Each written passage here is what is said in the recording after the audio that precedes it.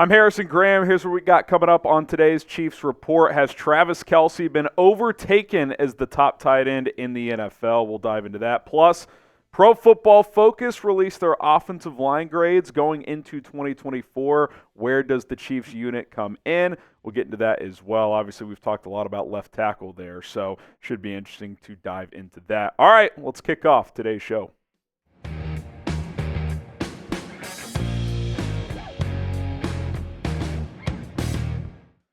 CBS Sports believes that George Kittle is now the number one tight end in the National Football League. Let's talk about it here as Travis Kelce is getting up there in age, obviously. Here's Jared Nubin of CBS Sports saying this, quote, Kelce is one of the small handful of best tight ends in NFL history. As we saw during the playoffs, he could still take over games along with Patrick Mahomes. He did have a somewhat down regular season by his standards, though, and the Chiefs are likely to continue managing his workload, taking him off the field more often. He was only asked to block on 30.7% of his snaps last season, the fourth lowest mark among 81 tight ends who played 100 snaps or more. That's a good thing for him and the Chiefs, but it also holds him back from topping the list for the 2024 season. And yeah, I think last year, George Kittle in the regular season in particular did have a more complete year. If you remember, Travis Kelce banged up his knee early in the year, played through it,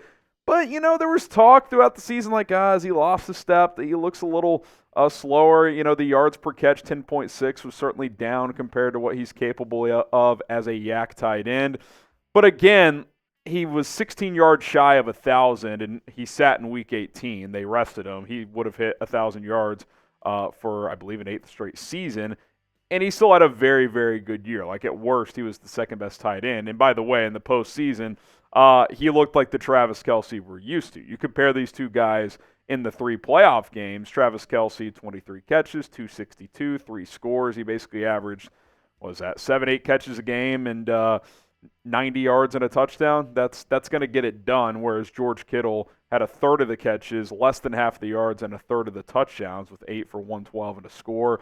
Not that he played poorly in the playoffs, but just not as effective as Kelce was. And obviously, look, Kelce got the last laugh as well. Not that these two are, having some big-time rivalry or anything like that. But, yeah, when the lights shine the brightest, Kelce delivered once again. And that's kind of just who the Chiefs are now, right? Like, the Chiefs as a whole last year didn't have a standard season to what they've been used to. Patrick Mahomes had never won less than 12 games in a regular season. He only won 10 last year because he sat Week 18, and they won their 11th game without him. So, they had issues offensively last year. But in the playoffs, they made it work, and they turned it up a notch. And, look, George Kittle's great, and there's no doubt he's a better blocker. I always will make the argument that at Travis Kelce's peak as a blocker, he was still above average. He was never great.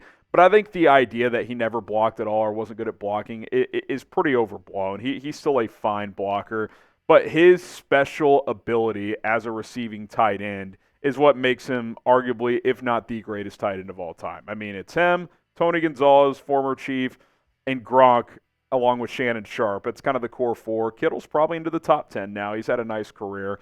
But Kelce is one of the greatest, and as we saw down the stretch last year, when it matters most, he is still pretty much unguardable.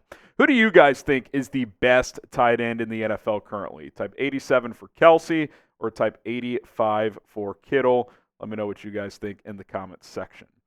Obviously, career-wise, there's no question Kelce has the edge. Now, he's also played 4 more years, and 7 All-Pros, 9 Pro Bowls, doubles up the touchdowns of Kittle, yards, receptions, all that stuff. I mean, he is one of the greatest. There is no doubt. And his playoff resume speaks for itself now with 3 championships and being a big reason why they've won those 3 Lombardi trophies. And, look, maybe there's bias, maybe it's just how he fits, but I'm still taking Kelce even in the year of 2024, especially for this Chiefs team. Now, if you polled 32 teams, hey, would you rather have George Kittle or Travis Kelce on your team this year?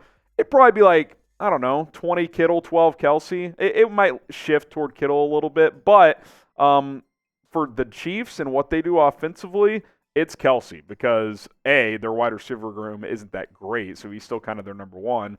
And B, they have other tight ends they can use as blockers. So I think for this team, it's Kelce, and I'm still going to take Kelce because I trust him when it matters most. Who do you guys think is the best tight end in NFL history? You could make the argument for Kelce. You really, really could.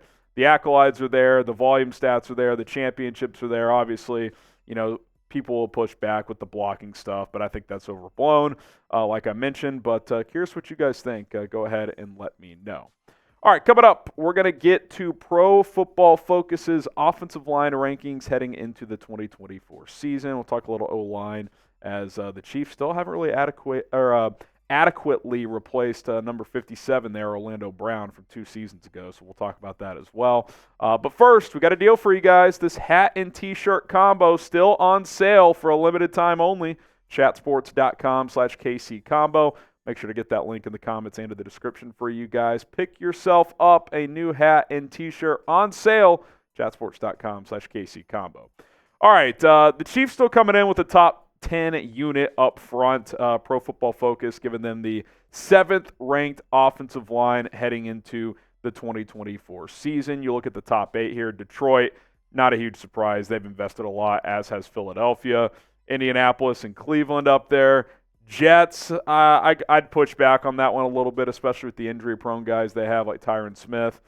Falcons have a good unit. Chiefs are right there. I think between 6 and 10 is proper for the Chiefs because outside of left tackle, they're pretty damn awesome, but left tackle's also pretty damn important as well. Here's Zoltan Boudet of PFF saying this, that Joe Thuney might be the best pass-blocking guard in the league, while Creed Humphrey is now often considered the best center in the NFL. Right guard Trey Smith could also be the league's most underrated offensive lineman, despite being the 10th highest grade guard in 2023. Those 3 form arguably the NFL's top interior trio, whereas the interior is stout. There are many questions surrounding the offensive tackles, including whether Juwan Taylor can bounce back after a disappointing 2023 season. Dropped 4 spots from last season, and I think that's fair. Taylor, for getting a 4-year, $80 million contract, had issues last year. Now, I think he played fairly well, but he had a million penalties. I mean, I think he set a record for penalties in a season. So outside of that, he was pretty good, but way too many penalties overall. I mean, 20 is just absurd. The run blocking wasn't very good either, but still a good pass blocker. I think he'll play better this year overall. Like, I feel okay. First of all, it's the right side. Like, you don't worry about that with a high-level quarterback. As long as the right tackle's not a disaster, you feel okay. The question and the issue going into the season is left tackle. Donovan Smith was solid enough last year, but he's still a free agent. Wanye Morris got some snaps last year, 340, and played okay. Like, he played how you would hope a backup would play. Like, things didn't collapse, right? Like, he held his own for the most part. But is he ready to be a 17-game starter? Or is Kingsley Suamataia ready to be a 17-game starter? I would make a decent argument that answer to that question is I don't know at best. I couldn't sit here and say yes. So, again, we'll see. I think the Chiefs are going to go into training camp with what they got and see how it looks, maybe through a preseason game or two. And if it doesn't look good, I think you got to make a move. Because if you're serious about three-peating, if Juwan Taylor's just kind of average at right tackle and you don't have confidence in left tackle, you're in trouble, man. Because we saw in the Super Bowl against the Bucs a few years ago, the only reason they got blown out in that game is because Mahomes was running for his life. Now, the interior is going to help. It's going to be great, but both tackles can't be question marks. Not that Taylor's a question mark, but I don't think he's great either. I would look into one of these guys. We've talked about pretty much all these players. Haven't spent a ton of time on Dwayne Brown. He's a little bit older for my liking, but even just for competition, I wouldn't mind. If Bakhtiari is healthy and could give you 12 games, I'd take it, because then you just piece together the other 5 games with Suamataia and Wanye Morris, kind of like you did last year with Wanye Morris. I think Bakhtiari is worth taking a swing on if you bring him in for a medical and passes a medical check, because when he's healthy, he is still a well above average player. Like, he's a Pro Bowl type of player. Is he going to get hurt? More than likely. But if he can give you 10, 12 games, I think you would take that, because I think you can get by with Suamataia and Wanye Morris as fill-in guys, just not as full-time starters. So what should the Chiefs do at the tackle position? Let us know in the comments. Left tackle, obviously, in particular here. Give us your thoughts on that one. And don't forget to subscribe to the channel because we will continue to plug out the latest Chiefs news, rumors as we get closer to training camp later this month. My name is Harrison Graham. We'll see you guys soon.